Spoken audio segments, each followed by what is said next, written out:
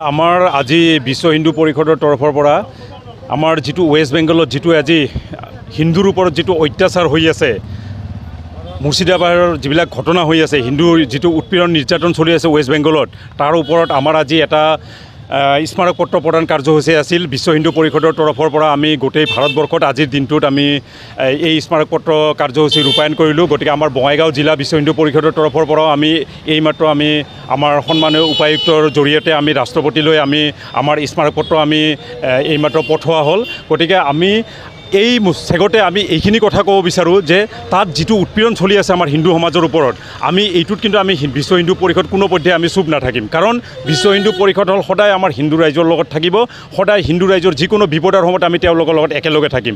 আৰু মুৰ্শিদাবাদৰ কাহিনী গইনালৈ তেওঁলোকে যেটো ওয়েস্ট বেংগলত যেটো আজি উৎপীড়ন আৰম্ভ কৰিছে তাৰ উচিত প্ৰত্যুত্তৰ আমি দিম। আৰু তাত আমি ৰাষ্ট্ৰপতি শাসন আমি বিচাৰিছোঁ, ৰাষ্ট্ৰপতি শাসন বিচাৰি তাত আমি স্মাৰক পত্ৰ দিছোঁ। কাৰণ তাৰ গভৰ্ণমেণ্ট যেটো আছে তাৰ গভৰ্ণমেণ্ট হ'ল এই আমাৰ হিন্দুবিলাকক সুৰক্ষিত দিয়াত তেওঁলোকে হ'ল চূড়ান্তভাৱে ব্যৰ্থ হৈছে। গতিকে এই ব্যৰ্থতাৰ আমি প্ৰতিবাদ কৰিছোঁ বিশ্ব হিন্দু পৰিষদে আৰু বজৰং দলে, আৰু লগতে আমি তাত ৰাষ্ট্ৰপতি শাসন প্ৰৱৰ্তনৰ দাবী জনাইছোঁ যাতে আমাৰ হিন্দুবিলাক তাত সুৰক্ষিত হৈ থাকিব পাৰে। ধন্যবাদ।